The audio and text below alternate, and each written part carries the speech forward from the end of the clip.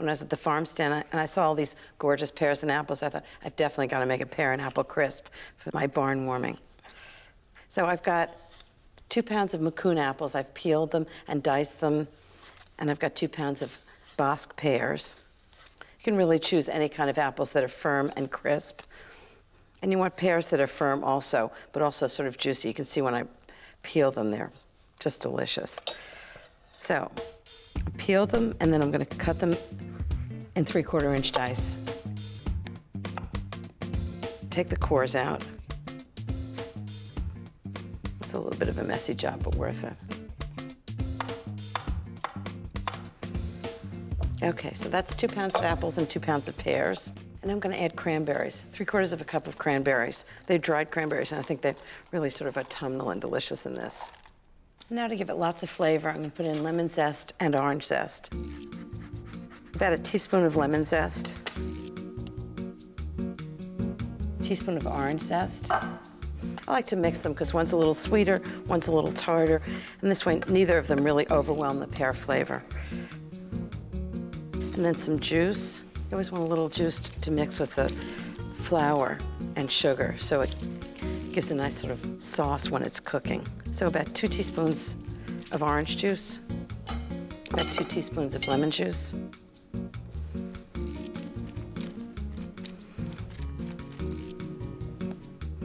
Okay. 1/2 cup of sugar, 1/4 cup of flour. That's just gonna sort of create that little, you know, that delicious goop in the middle. So when the juices of the pears and apples come out, it'll make a wonderful sauce for it. Okay, now some classic apple pie flavorings. A teaspoon of cinnamon, 1/2 teaspoon of nutmeg. So all of these enhance the pears and the apples, but none of them really overwhelm it.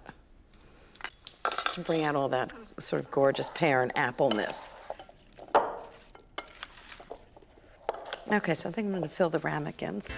So I have 12 small ramekins. They're each an individual crisp. And I think this is gonna be just delicious. You wanna fill them each a little high, because when they bake, you know, they sort of go down. So it's about a cup in each one. And now for the oatmeal crumble topping. Okay, 1½ cups of flour, 3/4 of a cup of light brown sugar, and 3/4 of a cup of granulated sugar. Okay, 1/2 teaspoon of salt. Salt's really important when you bake, really brings out the flavor. And 1 cup of oatmeal. Has great crunch and flavor. 1/2 pound of butter. I'm just gonna dice it and then mix it into the topping. Okay, and then I'm just gonna blend it all together.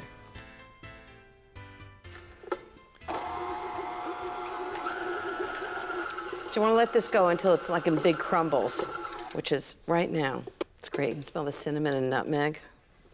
Wonderful. Okay, so I'm just gonna pile this on each of the ramekins.